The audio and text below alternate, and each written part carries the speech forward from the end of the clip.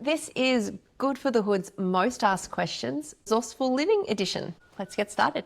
It has to be some of the clothes in my wardrobe. I have some of the most amazing designer items that I've picked up for $20, $30. A particularly beautiful top, which I found was valued at $600, and I got it for $15.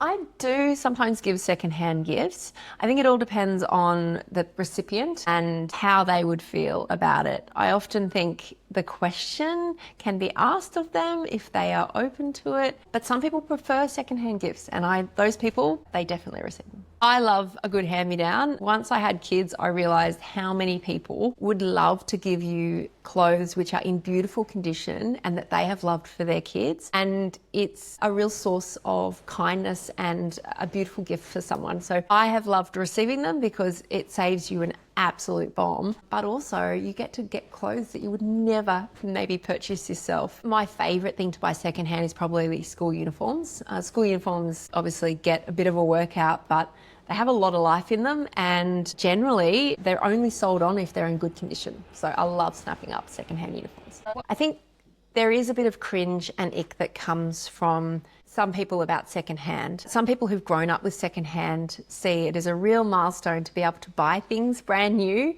and I recognise that there's a lot of things wrapped up in that. But I think once you recognise that secondhand is not necessarily second best, that buying things that live on longer, that secondhand can be better than buying cheap things firsthand. When I was young, a lot of people give you gifts for your kitchen and your home. I had a very specific popcorn maker, and I realised that you can make popcorn in about 3 or 4 different other ways. So I definitely have not needed to replace single-purpose appliances in the kitchen once they've died. I think we're all overwhelmed by stuff. We have more things in our homes than we ever have, partly because we are more affluent in many respects, but also because things are cheaper and easier to get. But that comes with a huge burden. So my advice would be to start small. So pick a cupboard or an area of the house which doesn't come with a lot of emotional burden, and work really simply on just one drawer and go slow. It takes an emotional toll, which I don't think people recognize sometimes, so be gentle with yourself.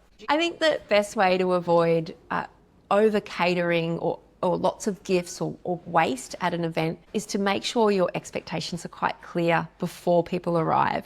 Be clear about what you want them to bring in terms of food, and also encourage, if you don't want gifts, make sure it's clear. So set expectations first to avoid a confusion or disappointment. My favourite one recently has been to bring a gift that you wanted to swap with someone else, so it's a regift party, which was great, and also to package it in a way that was sustainable. So I love tying up a gift in a scarf or a piece of material that you can then take back or give to the person. My favourite tips for reuse and using what you have is to think before you bin it. So if something's going to go in the bin because it's finished with its purpose in one way, can you use it somewhere else for something else? Second would be to use containers, cups and things you already have instead of getting new takeaway or plastic containers if possible. And my third thing is to make sure that we use clothes and repair clothes for as long as possible. I think if you do any kind of online shopping, it's always scary to find out how much packaging will arrive, and sometimes you feel quite powerless as to what sort of packaging a product will arrive with. If you are buying online, it might be worth looking at the supplier of the products and what their track record is with that sort of thing. And then if you do get some bizarre and excessive waste, make sure you write an email to that company and let them know that you don't need the products packaged in that way in the future. There's lots of foods that really are hard to avoid packaging.